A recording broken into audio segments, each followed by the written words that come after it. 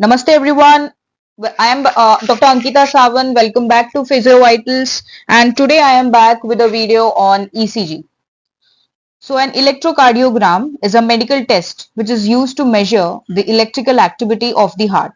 It records the timing and strength of the electrical signals as they travel through the heart, allowing healthcare providers to assess the heart's rhythm and detect the potential abnormalities. So electrodes are placed on the skin of the chest, arms and the legs to capture these signals, which are then displayed as waves on a monitor or printed paper. So the ECG provides critical information about heart rate, rhythm, and other electrical patterns.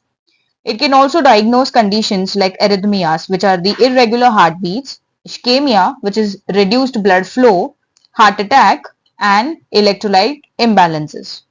Because it is non-invasive and quick, the ECG is commonly used in routine checkups, emergency evaluations, and during continuous monitoring in critical care setting. So anatomy of the heart, I've already covered a video on heart. I will provide the link in the description below. I'll just quickly brushing up that basic knowledge of the heart. So anatomy of the heart. So the chambers, we have four chambers: the right atrium, right ventricle, left atrium and left ventricle. So there are four chambers. There are four valves, two semilunar valves and two atrioventricular valves. So these heart valves ensure one-way blood flow, preventing backflow and maintaining the efficient circulation. The electrical system.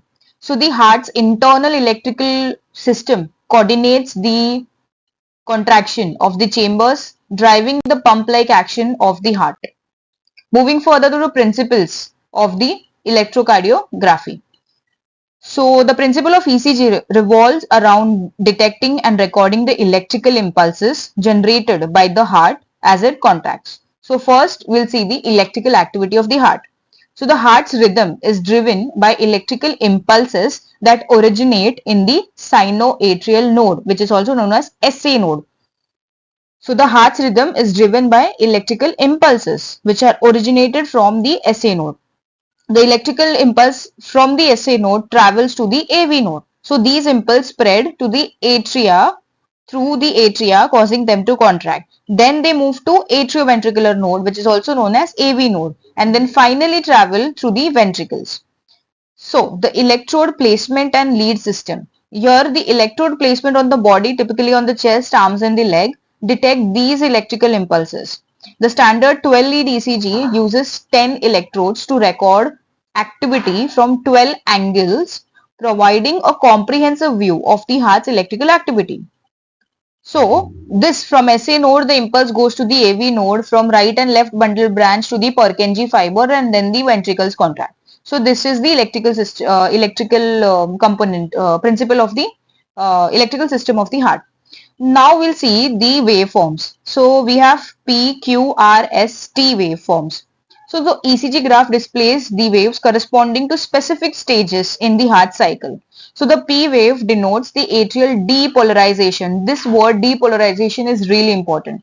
Depolarization means contraction and repolarization means relaxation. So here P wave denotes the atrial depolarization, means atrias are contracting. The QRS complex, which denotes the ventricular depolarization, which means ventricles are contracting. The T wave, ventricular repolarization. Now after the contraction, the ventricles are relaxing. The depolarization and repolarization means D is contraction and repolarization is relaxation. So depolarization corresponds to the movement of electrical charges through the heart's muscle, creating an electrical signal. Repolarization stores the cell's resting state, preparing for the next cycle. Now the recording electrical signals.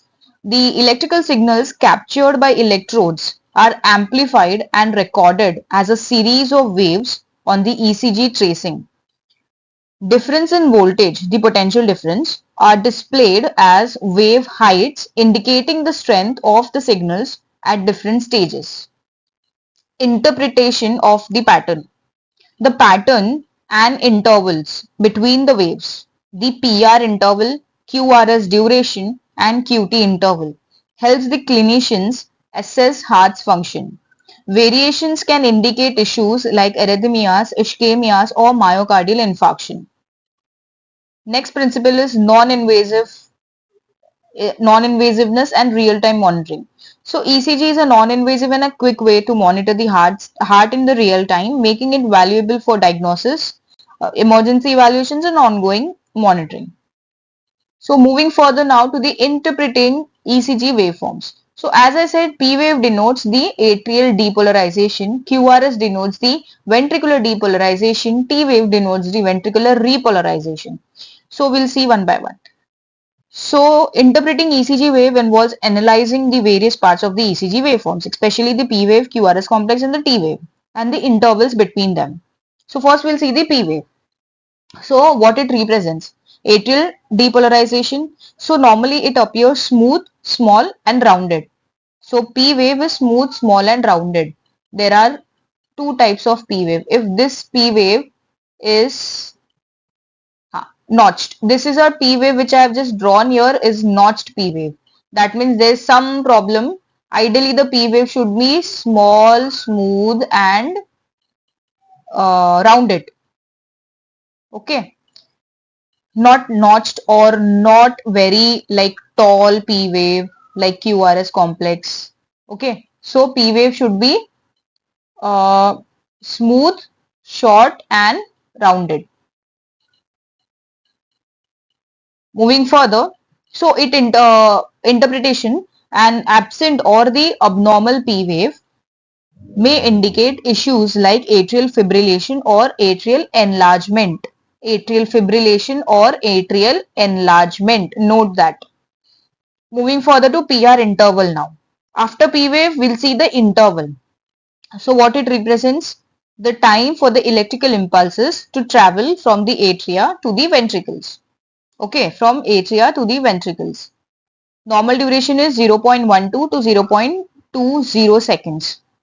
Interpretation, a prolonged PR interval can indicate first degree heart block. Okay, a shorter than normal PR interval may suggest pre-excitation syndromes like Wolff-Parkinson or White syndrome, Wolff-Parkinson-White syndrome, WPW syndrome. Next, QRS complex. It represents ventricular depolarization. Narrow and sharp wave होता है. QRS complex is a narrow and sharp wave lasting for 0.06 to 0.10 second. Interpretation, a wide QRS complex can indicate bundle branch block. Please note that.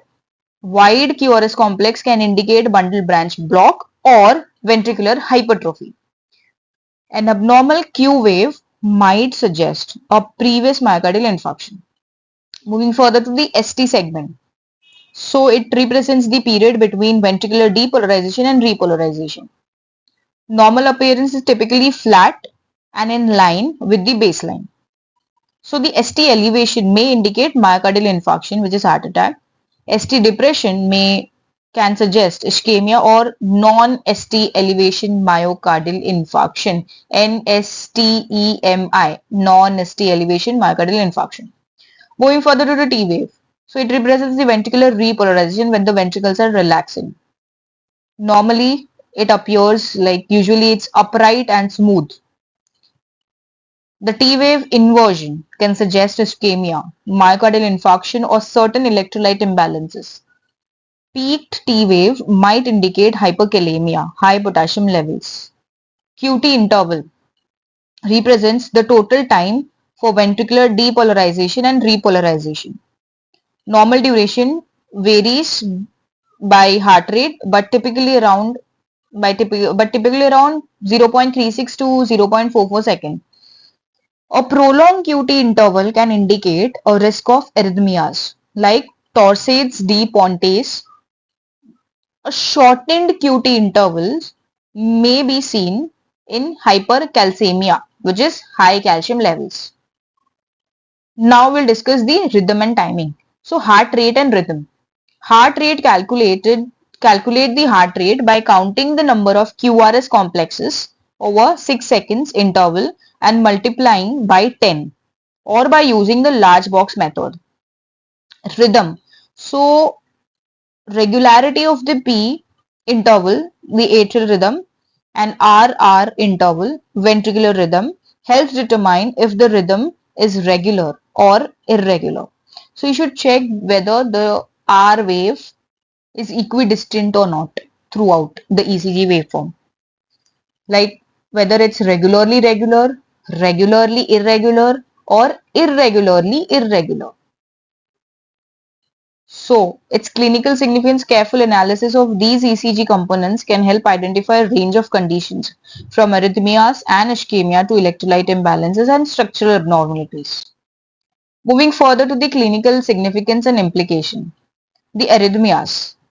The ECG is the primary tool for diagnosing arrhythmias, which are abnormal heart rhythms that can be benign or life-threatening.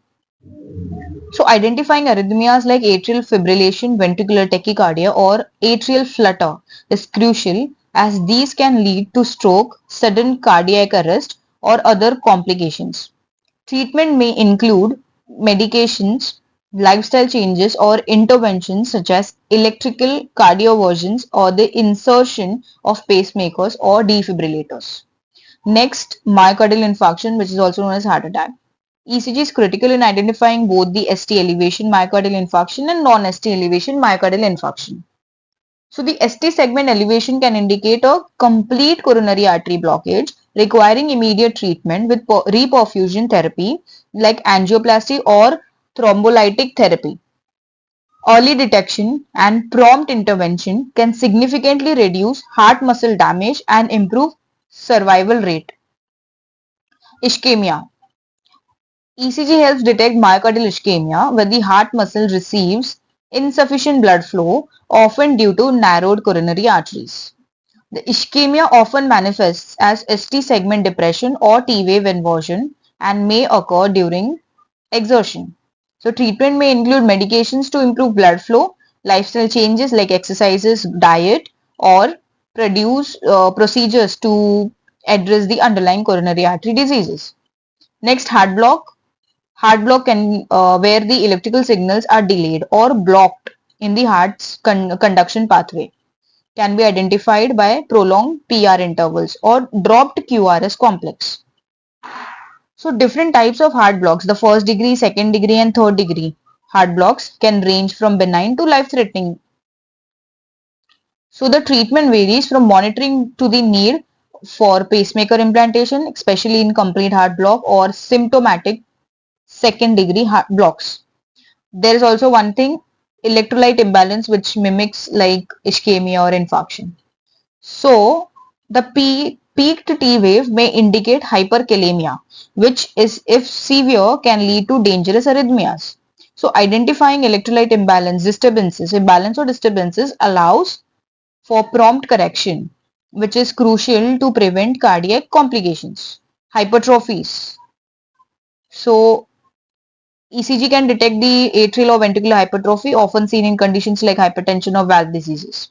So, the left ventricular hypertrophy, for instance, is a risk factor for heart failure and arrhythmias.